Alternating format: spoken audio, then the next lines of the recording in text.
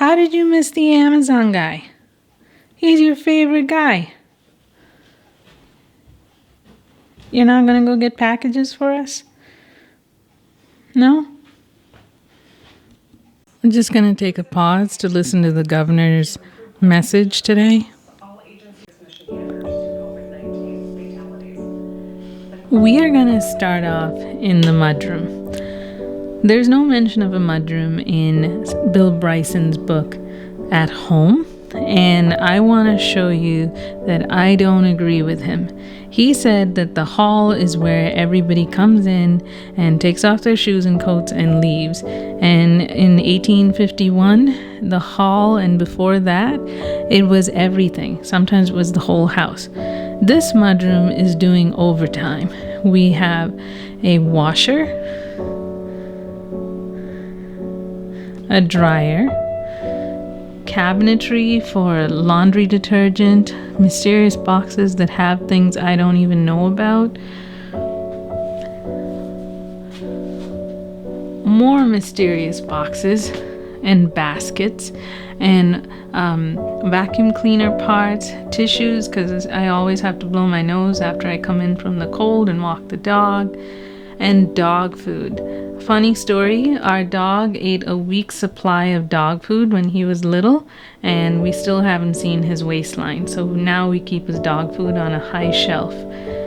Vacuum cleaner parts and dog paraphernalia, poop bags, a leash, a flashlight for your forehead to walk him at night, his Furminator, and then things for us, outerwear in terms of hats and gloves. I've given up trying to organize that. Gloves, yes, it's April, but I still need gloves.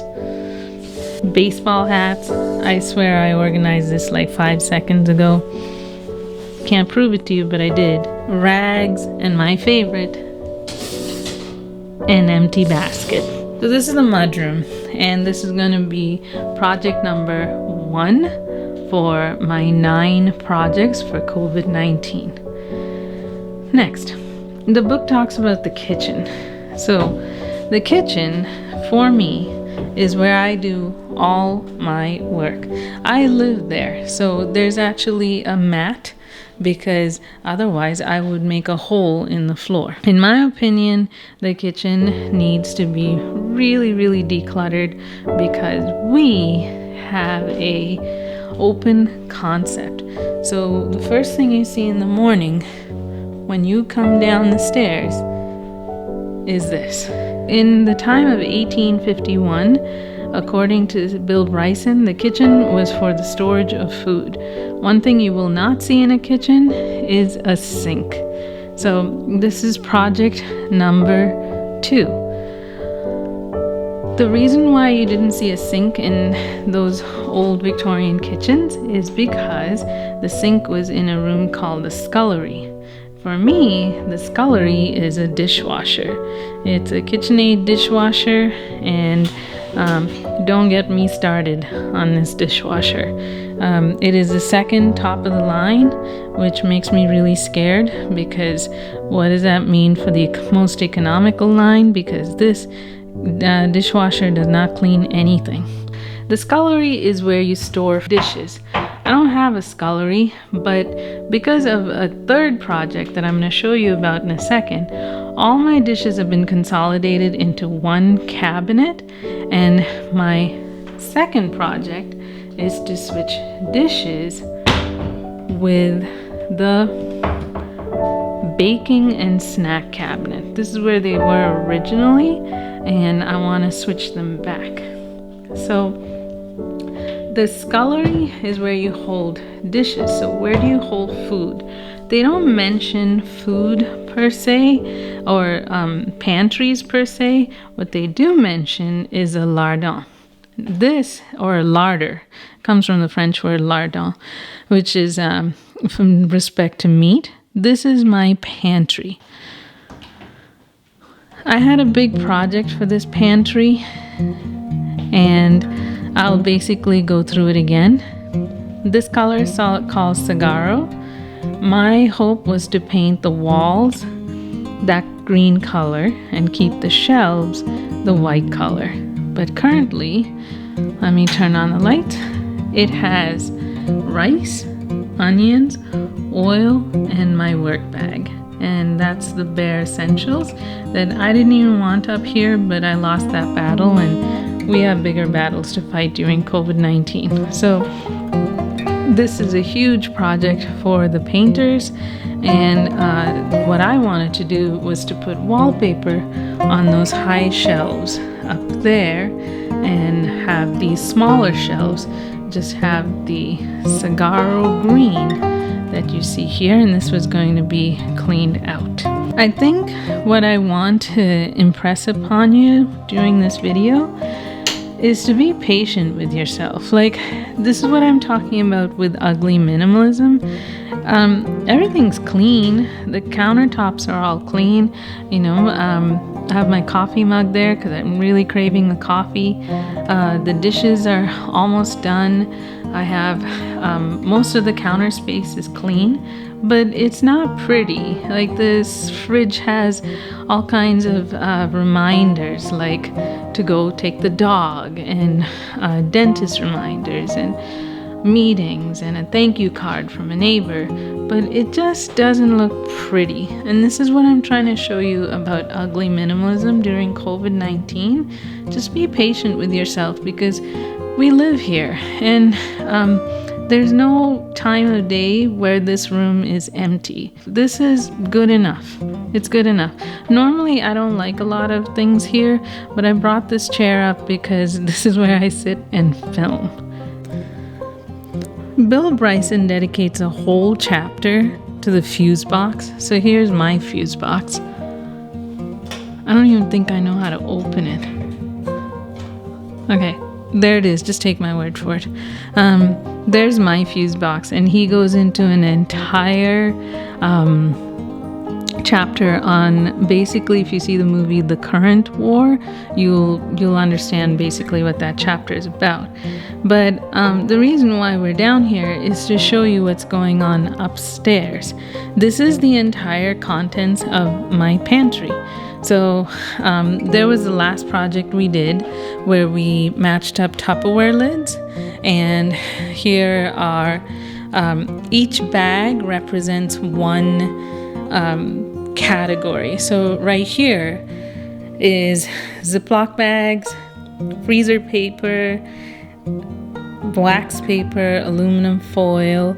Right here represents olive oil and staples.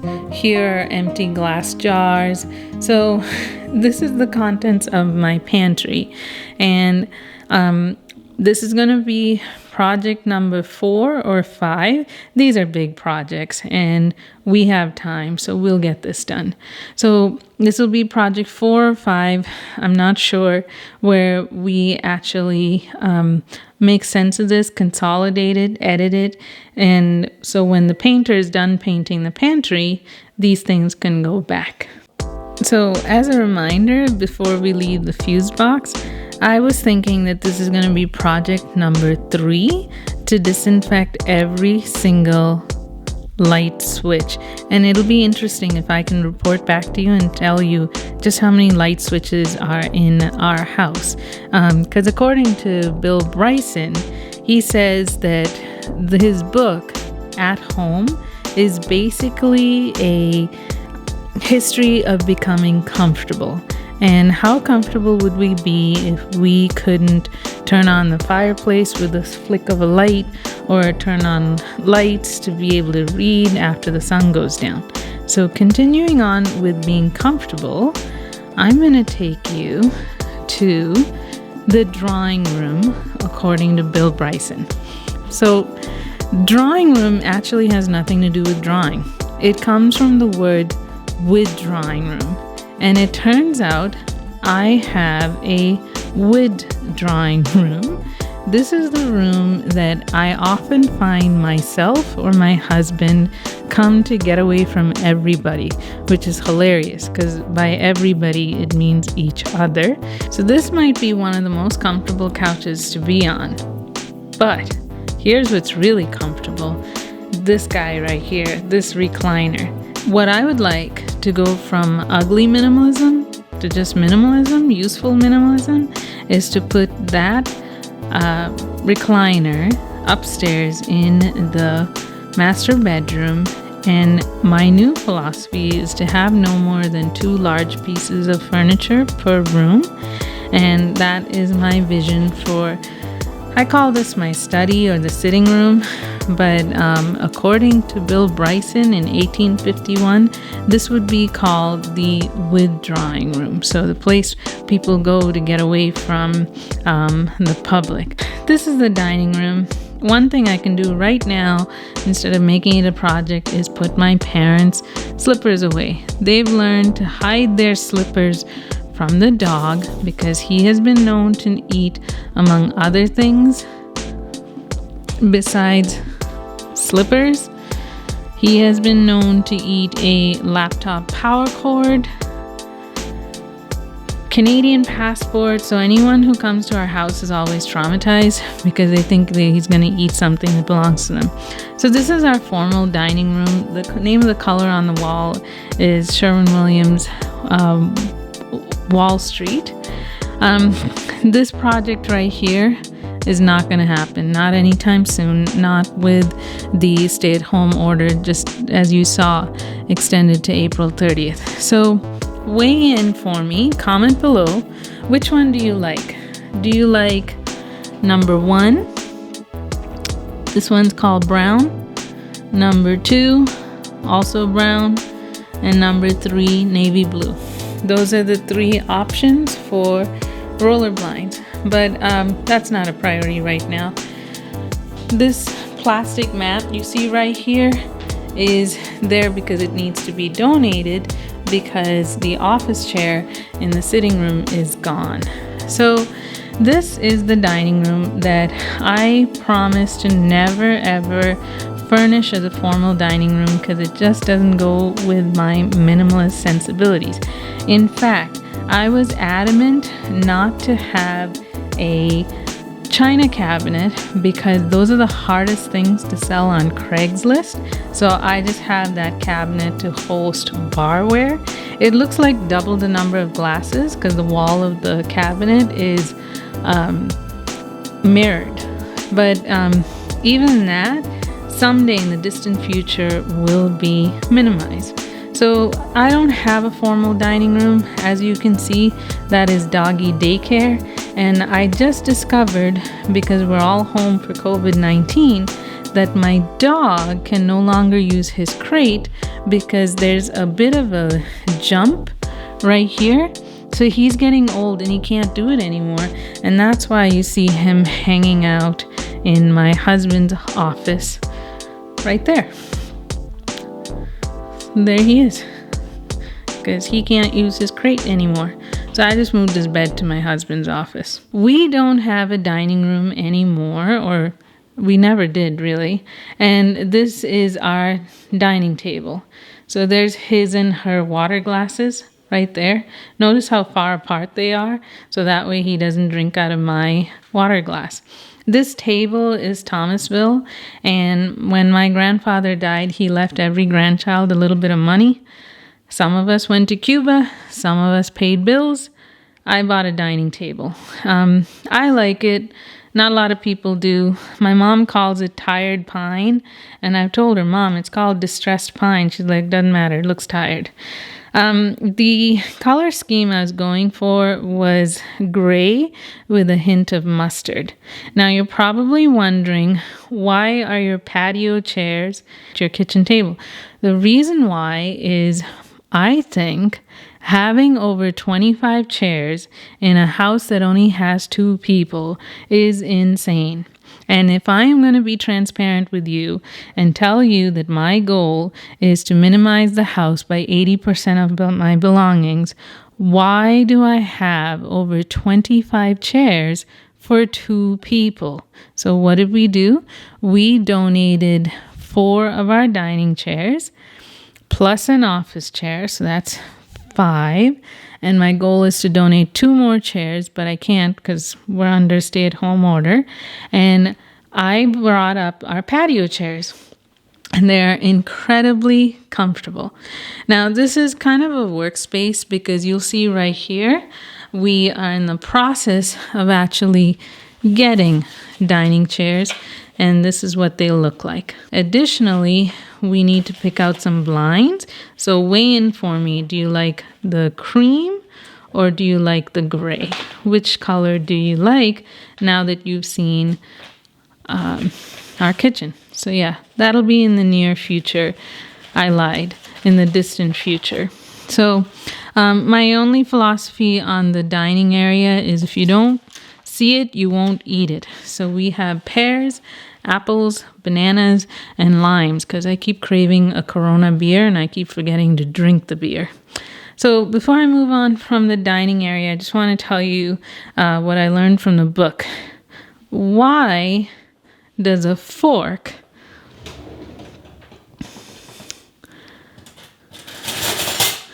have 4 tines? I won't tell you. You got to read the book. Okay, so according to the book, because people ate quite a bit, if you were rich in Victorian England, they generated up to 450 items that needed to be washed. So I can see why, because I'm always standing by the sink. And that is the end of the tour of the minimalist dining room. The next room is the study.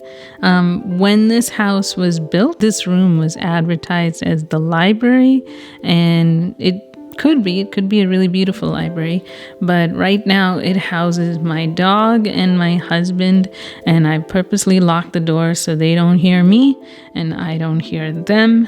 I love that calendar, and I actually really like filming in there. And I also like putting laundry in there so that way it irritates my husband and he will fold it. It's our secret. He does not need to know. Also, I'm a big fan of sconces. That's all I'm going to say about the study, because let's face it, every room in our house we use as an office right now during COVID-19. So the book talks about gardens, and frankly, I dislike gardening. It's just not on one of my things on my to-do list that I look forward to. However, I really love this plant. It is a monstera, and someday when I learn how to propagate this, I can actually share those little tiny new shoots with a lucky person at my work. Just something sentimental. We lost a dog named Max, and that's his paw print, and I'm always homesick for the ocean. So there is a sand dollar, and that Mayan calendar is from our honeymoon. We'll be coming back to the stairs, but I just want to show you something about the garden. So here's the closest thing I have as a representation of the garden. These succulents seem to be doing really well for me. I don't know how. Let's not question it. Just take the money and run. I got a HelloFresh package and I just didn't have the heart to throw away the basil, so I'm trying to propagate that. Same thing with the sage. And someone at work gave me that variegated looking plant. And that is my suburban answer to a garden. That's my windowsill. Now, I never thought I had a garden until yesterday. So it's really windy. So yesterday, being in the stay-at-home order and dealing with what we're dealing with, I gotta say, yesterday was my rage day. I was angry and I was in no shape to be talking to anybody, and it wasn't a good day. So what I ended up doing was pacing around the pool, and I can't even tell you how sad this makes me, because we won't be opening the pool for a while because, among other things, you don't want to expose the guy that's going to open the pool to you. I actually spend in the summertime a lot of time pacing around the pool. I think I'll probably do like 20 to 50 laps. I kid you not. Drinking 1 cup of coffee and usually talking with my parents. But I don't have a garden. That's all I have. My husband hates this because he wishes we had more privacy. I don't mind having a conversation with the children on either side of me because kids say the cutest stuff. I don't mind it. So I don't know how to really garden, but I do appreciate its value. And the British seem to really love their English gardens. And I don't really know what differentiates an English garden from a French garden, but I do know that when I'm doing dishes, which seems to be an all-day activity, I sure love having this view.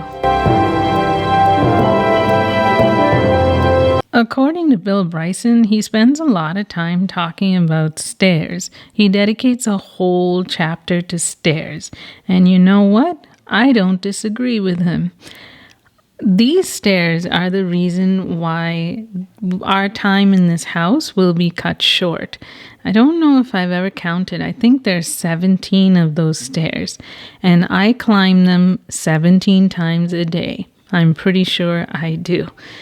This is the reason why, actually I have about 53, but this is in my top 10 reasons of why I'm a minimalist, because it's dangerous. So every 2,222 steps, according to Bryson, you miss a step. And I think 80% of falls in the United Kingdom are people over the age of 65. So if you do the math, our time here is not going to be forever. Now, I don't like stairs simply because I have to vacuum them and it's a pain in the neck. But at the top of the stairs is project number 6. That is an ongoing project, and it's basically everything that needs to leave the house gathers in an old armoire at the top of the stairs, and the goal is to annoy me enough to do something about it. So this is what Bill Bryson says about the bedroom. The bedroom is a strange place. There's no place within the house where we spend more time doing less and doing it most quietly and unconsciously, and then here. And yet it is the bedroom that many of life's most profound and persistent unhappiness are played out. I couldn't disagree more. I love my bedroom. When you walk up the stairs to the bedroom, I really like seeing two things: my dog's bed and just a few pictures that I've collected. So this is the new normal. What I do is I make the bed, and this is COVID-19 ugly minimalism, so please be kind. I put 2 different pillowcases on his and her pillows, and the reason why is because I'm going to show you a project we're working on. Long story short, I wish we'd slept in separate bedrooms because I'm still working outside the home and I worry I'm going to bring something home. And apparently the virus doesn't tolerate UV light well. So when I'm not here, I take all my things like my pillows, the jacket that I wore to go to work, my N95 mask that's in a paper bag right here. It's in a HelloFresh bag, and I keep it by our very sunny south-facing window. So this is ugly minimalism. I actually love my bedroom. I don't understand why Bill Bryson said that it's the place of a lot of unhappiness. I find a lot of happiness here. I mentioned this in my book. Because of minimalism, we've reduced the number of furniture items. If you think about it, besides the bed and 2 nightstands and the Dyson heater / air purifier, which will be leaving as the weather gets warmer, I only have 1 dresser. And as a result, this whole half of the bedroom is meant for yoga. And that is why you see a yoga mat put in the corner right there. So that's the bedroom. This is my ugly minimalism. No project here, but there is one project. I lied. Project number 6 is to sell these twin slipper chairs. I have one in this room and one in the guest bedroom.